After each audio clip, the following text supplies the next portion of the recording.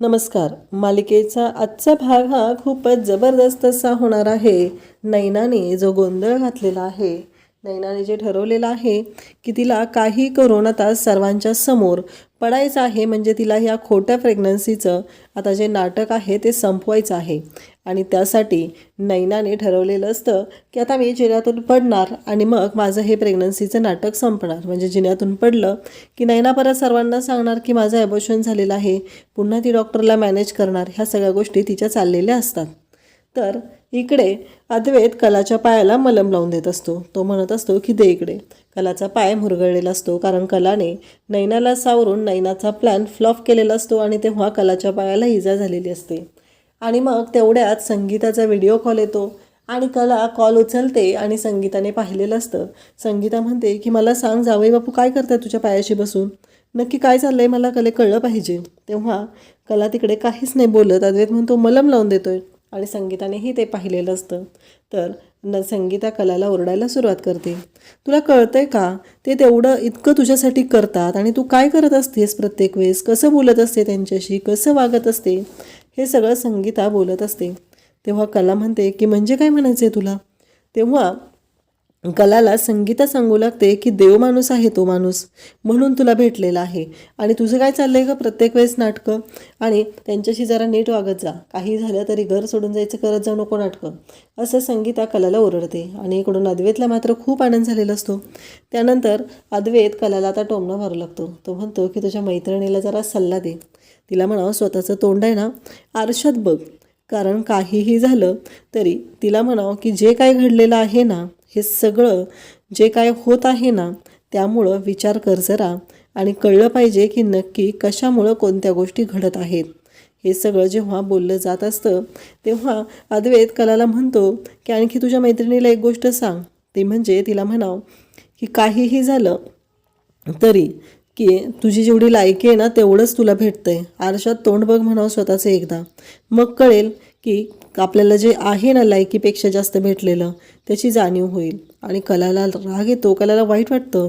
म्हणजे अद्वैतने सरळ सरळ इथे कलाची लायकी काढलेली असते आणि दाखवून दिलेलं असतं की बघ, म्हणजे तुझी लायकी आहे ना त्यापेक्षा जास्तच आम्ही तुला देत आहोत.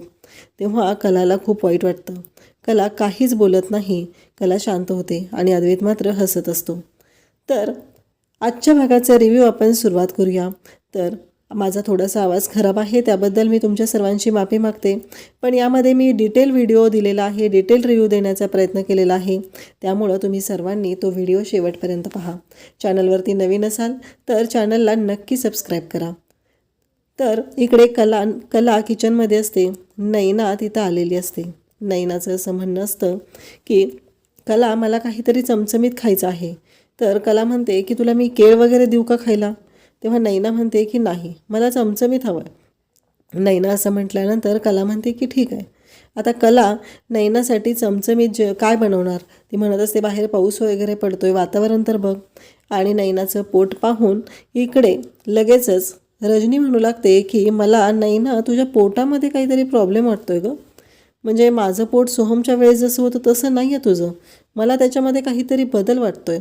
हे ऐकल्यानंतर इकडे मात्र नैनाच्या शिट्ट्या वाजू लागतात, कारण तिला कळलेलं असतं की काहीतरी गोंधळ झालेला आहे, त्यामुळंच हे आपल्याला असं म्हणत आहेत. तेव्हा मात्र नैना म्हणते की म्हणजे, त्यावेळेस कला म्हणते की हो, रजनी मॅडम म्हणतात ते बरोबर आहे नैनाताई, काहीतरी गोंधळ नक्कीच झालेला आहे, म्हणून तर रजनी मॅडमच्या हे लक्षात आलं आहे ना पोटाचं तुझ्या, असं बोलत असते. इकडे संगीता आणि दिनकर बोलत असतात. ते म्हणत असतात की नक्की काय झालं आहे कलाचं, काय झालं होतं, नक्की काय कारण असेल हे आपल्याला कळलं पाहिजे ना. म्हणजे ही पोरगी अशी घर सोडून अचानक निघून गेली, मला कळतच नाही आहे की असं काय घडलं होतं, म्हणून कलाने हा निर्णय घेतला असेल. तेव्हा संगीता म्हणते की जावई बापूंना फोन करून विचारलंच पाहिजे. असं म्हणत संगीता जावई बापूंना फोन करण्यासाठी तिने फोन घेते आणि फोन लावते. अद्वैतला वाटत असतं की आता ह्यांचा फोन कशाला आला आहे. खरं तर अद्वैतला तो फोन म्हणजे एक कटकट वाटत असते आणि अद्वैत ते बोलूनही दाखवत असतो, परंतु तो मध्येच थांबतो आणि म्हणतो की काय झालं. तेव्हा संगीता म्हणते की कळलं का कला घर सोडून का गेलेली. तेव्हा अद्वैत म्हणू लागतो की तुमच्या मुलीला काही कारण लागतं का, कोणतंही कारण नसताना आपण ती घर सोडून जाऊ शकते, हे तिने सर्वांच्या समोर दाखवूनच दिलेलं आहे. काहीही कारण नव्हतं, आणि ती घर सोडून गेली. हे सगळं अद्वैत सांगत असतो आणि त्यानंतर अद्वैत म्हणत असतो, बघितलं ना, काल एक छोटं कारण घडलेलं, ते म्हणजे मी कपड्यांच्या घड्या केल्या नाहीत, तेवढ्यावरून ती घर सोडून गेली. काही गोंधळ घालत असते तिला कळतच नाही आहे की इथे घरात किती त्रास होतो सगळ्यांना. ते तुम्ही तिकडे काळजी करत असता, इथे घरातले काळजी करत असतात, सगळ्यांना काळजी वाटत असते आणि हिला मात्र कोणाचं काही पडलेलं नसतं. हिनं एकच ठरवलेलं आहे की आपल्याला जसं वागायचं आहे तसं आपण वागायचं आणि ती त्याच पद्धतीनं वागत असते. तिला फरकच नाही पडत ना की ते बाकीची काळजी करत आहेत, बाकीच्यांना काय वाटत आहे, कोणत्याच गोष्टीचा तिला फरकच पडत नाही. हे सगळं अद्वैत बोलून दाखवत असतो. अद्वैत म्हणत असतो की काहीही झालं तरी मला माहिती आहे ना की मी काय केलेलं आहे, हे तो बोलून दाखवत असतो आणि तो म्हणत असतो की आता कलाची आई कलाला चांगलीच ओरडणार, खरेची आई खरेची वाट लावणार. हे मात्र अद्वैतच्या डोक्यात सुरू असतं आणि इकडे संगीता म्हणत असते की मला हिला बोललंच पाहिजे, असं संगीताचं चालू असतं. आणि नैनाने आता रूममध्ये गेल्यानंतर विचार करू लागलेली असते. नैना म्हणत असते की ह्या बायका एवढा एक्सपिरियन्स आहेत ना, ह्या कधीही माझं नाटक ओळखणारच आहेत, त्यामुळं मला काहीतरी केलं पाहिजे आता, असं नैना विचार करत असते. आणि त्याचवेळी नैनाच्या डोक्यात येतं की आता मी जाऊन हे नाटक संपवतेच, असं म्हणत नैना ते नाटक संपवण्यासाठी आता खाली येत असते. कलाने सगळ्यांसाठी चहा बनवलेला असतो, कोणाला कॉफी हवी असते, कोणाला चहा हवा असतो, सगळ्यांसाठी ते घेऊन आलेली असते आणि सगळ्यांना ते देतही असते. तर त्याचवेळी नैना आता जिन्यातून येत असते, कला चहा देते सगळ्यांना आणि पुन्हा किचनकडे जाते, कारण तिचं काम असतं किचनमध्ये, त्यामुळं तिला बाकीची कामं करण्यासाठी तिने सगळ्यांना चहा कॉफी दिलेली असते आणि मग ती किचनकडे गेलेली असते. जेव्हा हे सगळं घडतं चालू असतं तेव्हा नैनाने आता ठरवलेलं असतं की काहीही झालं तरी आता ह्या प्रेग्नन्सीच्या नाटकाचा पर्दाफाश तर केलाच पाहिजे. यासाठी नैनाने हा सगळा कांड केलेला असतो आणि नेमकं सगळेजण तिथं असतात आणि नैनाचा पाय घसरतो आणि त्या क्षणी तिथे आपल्याला हे पाहायला मिळतं की कला, सर्वजण ओरडतात, नैना ओरडलेली असते, कला धावतच तिथं जाते. नैना जिन्यातून कोसळणार असते आणि कला जाऊन तिला सावरते. कलाने अक्षरशः एक हाताने तिला पकडलेलं असतं, ती पोटावर पडणार असते, तिला सावरलेलं असतं. ह्या सगळ्या गोष्टी कलाने केलेल्या असतात. त्याचबरोबर इकडे कलाने नैनाला सावरलेलं आहे, त्याचवेळी सगळेजण तिथं धावत येतात आणि पाहू लागतात की कलाची अवस्था काय झालेली आहे. कलाने स्वतःच्या जीवाची पर्वा न करता नैनाला सावरलेलं आहे, नैनाचं बाळ वाचवलेलं आहे. ह्या सर्व गोष्टी तिथं झालेल्या असतात आणि सगळेजण कलाकडे पाहू लागतात, कलाचं कौतुक करू लागतात. कला खरंच ग्रेट आहे. सगळेजण म्हणत असतात की तुला स्वतःची काळजी घेता येत नाही आहे का, हे तू काय करत होतीस, तुला कळतंय का, आत्ता काय झालं असतं, होत्याचं नव्हतं होऊन बसलं असतं. आबा म्हणतात की त्या दिवशी तू माझ्याकडे राहुलची कंप्लेंट करत होती, राहुल तुझी काळजी घेत नाही आहे, पण आज काय झालं, आज तू तुझी काळजी घेते का. नाही, मी आत्तापर्यंत तुला प्रत्येक वेळेस माफच करत आलेलो आहे, पण यापुढं नाही. हे जर असं घडणार असेल तर मी तुला समजून घेणार नाही, कारण नैना या घरात आल्यापासून तू कशी वागतेस हे मला चांगलंच माहिती आहे. त्यामुळं काहीही झालं तरी यापुढं हायगाय केलेली चालणार नाही. कारण इथे सरोज बोलायला सुरुवात करते, ह्या बहिणी म्हणजे डोक्याला ताप आहेत. ही नैना प्रेग्नंट आहे म्हणून आपल्याला माहिती आहे, म्हणून आपला विश्वास बसतो. बाहेरचं कोणी पाहिलं तर ते म्हणतील की कशावरून ही प्रेग्नंट आहे, नाही हिनं आपल्याला सांगितले ती प्रेग्नंट आहे म्हणून आपण तिच्यावर विश्वास ठेवतोय, असं इकडे सरोज बोलत असते.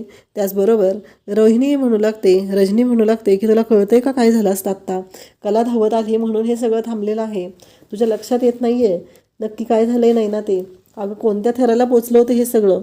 त्यावेळेस आबा म्हणतात खरंच देवी बनून कलाने तुझा जीव वाचवलेला आहे आत्ता आणि तुझ्या बाळाला वाचवलेला आहे, खरंच देवीसारखी ती धावून आलेली आहे. आणि कला म्हणते की ती माझी ताई आहे, मी तिच्यासाठी काहीही करू शकते. त्यावेळेस सगळेजण कलाचं कौतुक करत आहेत आणि नैनाला शिव्या घालत आहेत. नैना चुकीचं वागलेली होती, नैनामुळे आता तिचं बाळ जाणार होतं, तिलाही काहीतरी झालं असतं असं घरातल्या सगळ्यांना वाटत आहे. पण कोणालाच डाऊट आलेला नाही की नैनाने हे सगळं मुद्दाम केलेलं आहे, तिला हे बाळ नकोच आहे, त्यासाठी तिने हे कांड केलेलं आहे, ही गोष्ट मात्र कोणालाच माहिती नाही. सरोजलाही राग आलेला असतो. सरोज म्हणते की ह्या दोन्ही बहिणींनी घरात आल्यापासून नुसता इथं हैदोस मांडून ठेवलेला आहे, यांना नक्की करायचं काय असतंय, यांच्या डोक्यात काय असतंय ना तेच कळत नाही, असं सरोज स्पष्टपणे बोलून दाखवत असते. आणि इकडे नैनाकडे कला रागाने पाहत असते आणि कला दाखवून देत असते की चुकीचं वागले तायडे, असं तू वागायला नको होतं. नैनाताई तू असं वागलीस, तुला माहिती आहे का, बाळाच्या जीवावर बेतलं असतं, बाळाला काही होऊ शकलं असतं, हे लक्षात येतंय का तुझ्या, असं नैनाताईला ती सांगत असते. पण नैनाला मात्र ह्या गोष्टी समजूनच घ्यायच्या नसतात. नैनाला असं वाटत असतं की कला प्रत्येक वेळेस माझ्याच वाईटावर उठलेली आहे, कारण खरं तर नैनाला हे सगळं मुद्दामहूनच करायचं होतं, पण कलाने जीव वाचवल्यामुळं आता पुन्हा नैनाचा प्लॅन फ्लॉप झालेला असतो. त्यामुळं नैनाला कलाचा खूप राग आलेला असतो. तिला ही गोष्टच पटलेली नसते आणि मग नैना म्हणते की मी माझ्या रूममध्ये जाते, मी आराम करते, असं म्हणून नैना तिथून निघून जाते. आणि इकडे कला उठायचा प्रयत्न करत असते, पण तिच्या पायाला आता हिसका बसलेला असतो, तिचा पाय मुरगळलेला असतो. अद्वैत तिथं असतो. अद्वैत आबांकडे पाहतो, आबा अद्वैतकडे पाहतात आणि अद्वैत मग उठतो आणि कलाच्या जवळ जातो. कलाला म्हणतो की काय होतंय. कला म्हणते पाय मुरगळलाय. अद्वैत म्हणतो हो का. आणि मग रजनी तिथे येते. रजनीला म्हणतो की अद्वैत म्हणतो रजनी काकू, मी खरेला घेऊन रूममध्ये जाऊ का. तेव्हा रजनी म्हणते की हो चालेल, अरे तुझीच बायको आहे, विचारतोयस का, जा ना घेऊन, असं म्हणत आता अद्वैत कलाचा हातात घेतो आणि कलाला घेऊन जाऊ लागतो. अद्वैत कलाला तो आता रूममध्ये घेऊन जात आहे. कलालाही छान वाटत आहे. आबा मात्र पाहत असतात. आबांना माहीत असतं की अद्वैतचं हे सगळं नाटक सुरू आहे. अद्वैत किती नाटकी वागतोय ही गोष्ट आबांच्या चांगलीच लक्षात आलेली असते आणि आबा अद्वैतला बोलण्याचा प्रयत्न करत असतात, पण अद्वैत तोपर्यंत कलाला सावरत जिन्याने घेऊन गेलेला असतो. अद्वैत हे सगळं मुद्दाम करतोय ही गोष्ट आबांनाही चांगलीच माहिती झालेली असते. आबांनाही चांगलं समजलेलं असतं, परंतु आबांनी ठरवलेलं असतं की अद्वैतला काहीच बोलायचं नाही. कलाने सांगितलेलं आहे की आबा ही लढाई माझी आहे, मी लढणार आहे. आणि मग आता कलाला अद्वैत रूममध्ये घेऊन येतो आणि तिला ढकलतो आणि तिला म्हणतो की सावर स्वतःला. तेव्हा कला म्हणते हे काय चांदेकर, आता तर हाताला पकडून घेऊन आलास ना. तेव्हा अद्वैत म्हणतो की तू नाटक करायला माहीर आहे, मागच्या वेळेस नाही का केलं तेलावरून घसरल्याचं नाटक, त्यामुळे मला वाटलं की आत्ताही तू नाटकच करते. त्यावेळेस कला म्हणते चांदेकर तुझ्या लक्षात येतंय का, अरे काही झालं तरी त्या दिवशी मी नाटक केलं होतं, कारण तू तेल सांडलं होतं. तू तेल सांडलेल्या ॲक्शनला मी दिलेली रिॲक्शन होती, दुसरं काय होतं त्याच्यामध्ये. आणि आज तुला असं का वाटलं की मी हे नाटक करते, पण मी हे नाटक करायची गरजच काय आहे ना, सांग ना मला, गरजच काय आहे. अरे तू तेल सांडलं होतं, मला माहिती होतं म्हणून मी घसरले होते, आणि जर मला नाटकच करायचं असतं तर मी स्वतःच्या पायाने सांगितलं नसतं तुला. रूममध्ये आल्यानंतरच मी स्वतःच्या पायावर उभी राहिली असते आणि तुला सांगितलं असतं हे सगळं नाटक आहे. मला कसं आहे माहिती आहे का, नाटक करून कट शिजवत बसायची अजिबात इच्छा नाही आहे, त्यामुळं मी हे काही करू शकत नाही. त्यामुळे एक गोष्ट लक्षात ठेव, काहीही झालं तरी मी नाटक करत नाही आहे. अद्वैतला कळायचंच बंद झालेलं असतं. कसला कट शिजवला जातो, नक्की काय आहे हा प्रश्न अद्वैत स्वतःला विचारू लागतो. त्यानंतर आपल्याला पाहायला मिळतं की नैनाच्या रूममध्ये इकडे रोहिणी आलेली असते आणि रोहिणी म्हणू लागते की काहीही झालं तरी तुला सगळे ओरडतात, तुलाच सगळे बोलतात आणि जे तुझ्या बाबतीत घडत आहे ते पूर्णपणे चुकीचं आहे. अगं आता बघितलं ना, इथे कला जर प्रेग्नंट असते तर कलाला कोण ओरडलं असतं का, कलाच्या बाबतीत असं काही झालं असतं का, बघितलंस ना तू, असं सगळेजण बोलत असतात. त्याचवेळी आपल्याला पाहायला मिळतं की रोहिणी आता नैनाला कलाच्या विरोधात भडकवत आहे, म्हणत आहे बघितलंस ना, सगळे तुला इतकं बोलले, एवढं सगळं झालं, परंतु तू काहीच असं तुझ्या बाबतीत स्टँड घेऊ शकली नाही. सगळेजण तुला बोलत होते, तुला त्यांचं ऐकावं लागत होतं, आणि आता जे काही घडत आहे ना ते खूपच विचित्र असं आहे. आणि आता तुला सगळं काय आहे ते तुझ्यासाठी करावं लागणार आहे. तुला मी सांगितलं आहे ना, तू कामं वगैरे कर, तू कामं केली घरातली तर तुझं लक्ष लागेल आणि मग सगळ्यांच्या नजरेत तू येशील, असं सगळं ती बोलत असते. आणि त्यानंतर आपल्याला पाहायला मिळतं की कलाच्या विरोधात भडकवण्यासाठी रोहिणीने हा सगळा प्लॅन केलेला असतो आणि या प्लॅननुसार ती कलाच्या विरोधात हे सगळं करत असते. त्यानंतर आपल्याला पाहायला मिळतं की रोहिणी म्हणत असते की जे काय घडलेलं आहे ना ते एवढं लक्षात ठेव कला, नाही ना, की तुला काहीही करून तुझ्यासाठी हे सगळं करायचं आहे. आणि ती म्हणते की हिचा वापर मला चांगलाच करता येणार आहे, कारण काहीही झालं तरी हिचा वापर कसा करून घ्यायचा आहे हे मला चांगलंच माहिती आहे, कारण ही कशी आहे, हिला हिच्या बहिणीच्या विरोधात सख्या बहिणी पक्क्या वैरिणी करणं माझ्यासाठी खूप गरजेचं आहे, असं तिचं बोलणं चालू असतं. तिला काही करून कलाच्या विरोधात भडकवायचं आहे, म्हणून हा सगळा तिचा डाव चाललेला असतो. इकडे कला रूममध्ये आलेली आहे आणि अद्वैत तिच्याकडे पाहत आहे. कलाला विचारत आहे की काय झालं. तेव्हा कला म्हणते की नाही, तुला माहिती आहे ना पाय मुरगळला आहे माझा, मग त्या पायाचंच काहीतरी केलं पाहिजे ना मला. म्हणूनच हे सर्व मी करत आहे, असं त्याचं बोलणं सुरू असतं. त्याचबरोबर अद्वैत म्हणत असतो की खरंच तुझा पाय दुखतोय का? कला म्हणते मी काय नाटक करते का? मग मी खरं तेच सांगत आहे ना तुला, माझा पाय दुखतोय म्हणून. मग का तू असं माझ्याशी बोलत आहे आणि असं तिरसटपणे का वागत आहे? हा प्रश्न आता त्याला पडलेला असतो. आणि अद्वैत म्हणत असतो की काहीही झालं तरी मी जे काय आत्ता केलेलं आहे त्याच्यामुळं तुला असं वाटत असेल की मी मुद्दाम केलेलं आहे, पण मी मुद्दाम काहीही केलेलं नाही, असं अद्वैत तिला म्हणत असतो. कलाचा पाय दुखत असतो. मग अद्वैत येतो आणि तिच्या पायावरती क्रीम लावू लागतो. तेव्हा कला म्हणते की ते करायची काहीच गरज नाही आहे, मी ऑलरेडी स्प्रे मारलेला आहे ना, मग वरून क्रीम कशाला लावतोस तू? तेव्हा अद्वैत म्हणतो नाही, तुला आता दाखवता येईल ना सगळ्यांना मी अजून काय काय करतोय ते. नाही, तुला सांगायचंच आहे ना सगळ्यांना. तेव्हा कला म्हणते हो हो, लाव. कसे आता तू पाय चेपून देशील, बऱ्याच गोष्टी करशील, हे सगळं पण मला सगळ्यांना दाखवलंच पाहिजे ना, त्यासाठी तू करतोयस ना हे सगळं. चालेल, काहीच हरकत नाही आहे, लाव तू माझ्या पायाला क्रीम, असं ती बोलत असते आणि अद्वैतकडे पाहत असते. अद्वैत पण कलाकडे पाहत असतो. कलाला असं वाटत असतं की चांदेकर सुधारलाय की काय, पण चांदेकर अजिबात सुधारलेला नाही.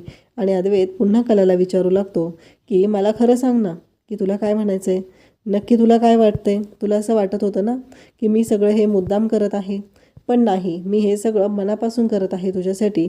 आणि तो पुन्हा बोलू लागतो.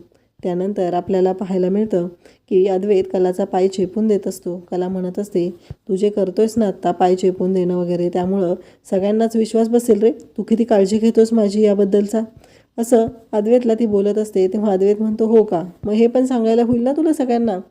आणि कला म्हणत असते हो रे चांदेकर, माझ्या लक्षातच आलं नव्हतं, असं कला अद्वैतला बोलू लागते.